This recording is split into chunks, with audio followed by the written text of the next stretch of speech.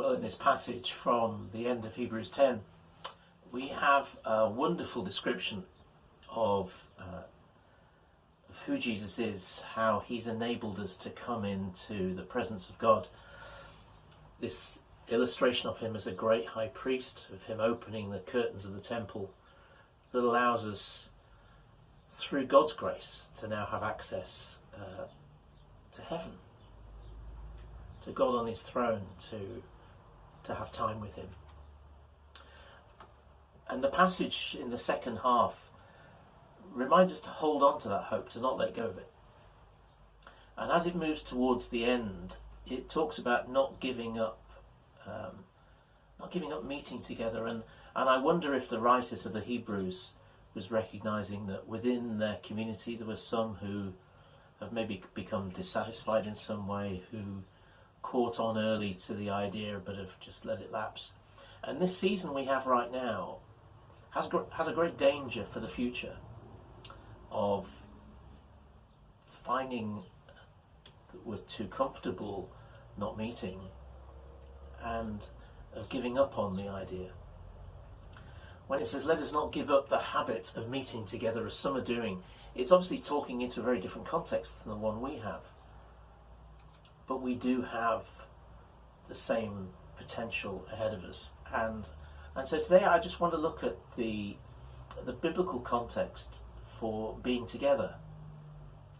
This let us not give up the habit of meeting together. It's why I've brought along a print of the back of church here, just to remind us that it's what the inside of our church looks like. We haven't been there now for, 6 weeks? Some of us maybe a little longer. But this isolation time is not normal. It's not something that we want to get too comfortable with, and it really does not reflect God's plan for us. In Genesis chapter 2, as God talks to himself of the created human Adam, he says it's not good to be alone, and therefore he creates Eve to be his companion. But one of the things Genesis does is provide us with a bedrock for a lot of later theology. We find the core of God's intentions in Genesis.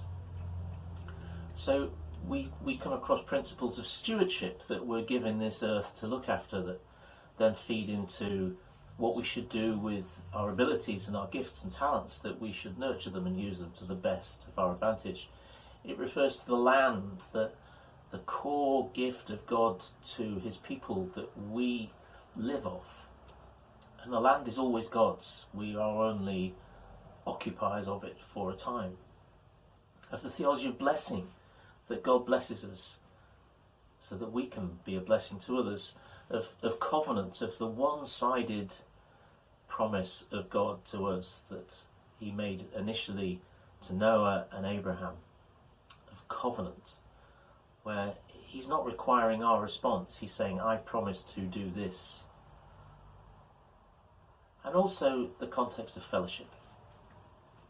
So when God said of Adam, it's not good to be alone, it's the beginning, it's the core, it's the central part of that theology of fellowship.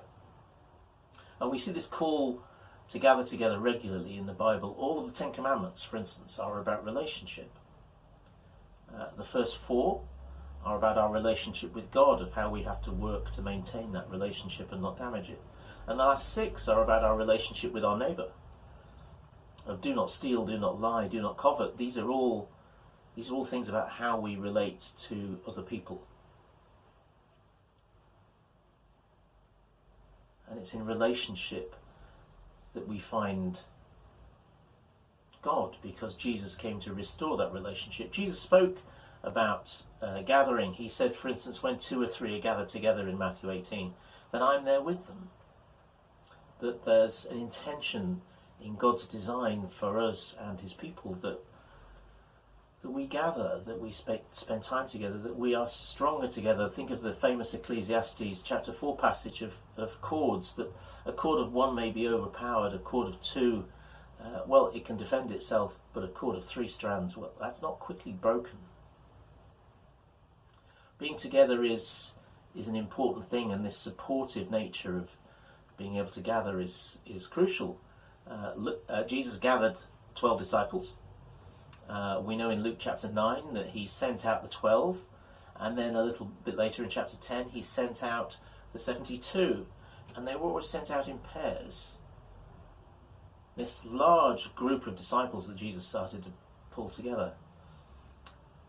Or the fact that on the last night before he died, he wanted to remember the Passover with his friends. He gathered with his friends. They went to the upper room and they had a meal together. And that's where we got introduced to the concept of breaking bread and sharing wine, which is a communal activity. It's not a solitary one. Jesus wanted to spend that last night with his friends. And even after the meal, when he went to Gethsemane, as he was praying, he was so sad that they couldn't stay awake. "Can you not stay awake with me?" was one of his pleas. We move into the new church in Acts, and Saul, or Paul as he became known, was sent out by the church in Antioch with Barnabas. They didn't want him to go alone. It's not good to be alone, we know from the beginning of Genesis. And when Paul wrote all those letters to all the churches, whenever he says "you," we have a bit of a danger, don't we? Sometimes we read it and we think, oh, he's speaking of me when he says "you," but he was writing to churches. These are always plural.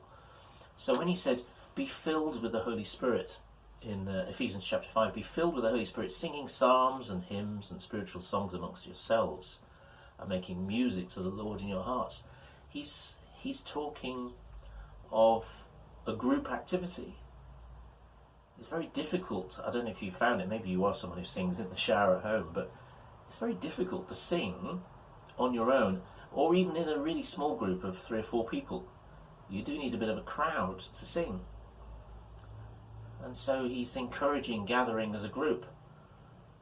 And here in the Hebrews letter that we've had tonight, let us not give up the habit of meeting together. This isolation time is not a normal time. It's not something we should get too comfortable with. It doesn't reflect God's plan for us. Apparently there are, within our own community of church and of churches around the nation, there are some people who, for physical reasons, just cannot get to church at times. And I think our awakening of digital media, like we're doing here today, has been fantastic. It's reminded us that there are some who we have to help and provide a service to, who just cannot gather. But it's not the norm. It's not what's required. It doesn't reflect God's plan for us. And I do feel that this is a time for us that we have to get through, not to stay in. It's more like a biblical desert or exile experience. It's a time of separation when we can, as in a desert experience, we can ponder and reflect and actually work hard on our direct relationship with our Father in heaven. But its purpose is to allow us to come back together stronger, not weaker. The purpose is to allow us to come back together because it's not good to be alone. And something to consider specifically about not being alone. Even God is not alone. God is a relationship of 3 in 1. If we want to take a thoughts from today into the future, it's to not get too comfortable or to find a way of being stable in this time. It's to find a way of remembering what things were, analysing what the good things about those were, of spending some time directly with our Father in heaven, with prayer and Bible reading and reflection, but of not being content where we are. That there's a future ahead of us, a future that is the core part of God's plan for us, that it's not good to be alone. We're made to be in a relationship with each other and with God. God himself is in a relationship. This wonderfully complicated concept of 3 in 1 that we can never get our head around, but that God has determined is core, is love of relationship And it's why he made you and I. It's why he made the people around us, so that we could have a relationship. So my prayer today is that we will find a way of coping with exile, of coping with this desert experience, but of not getting comfortable in it, because it's not good to be alone. Be blessed and stay safe.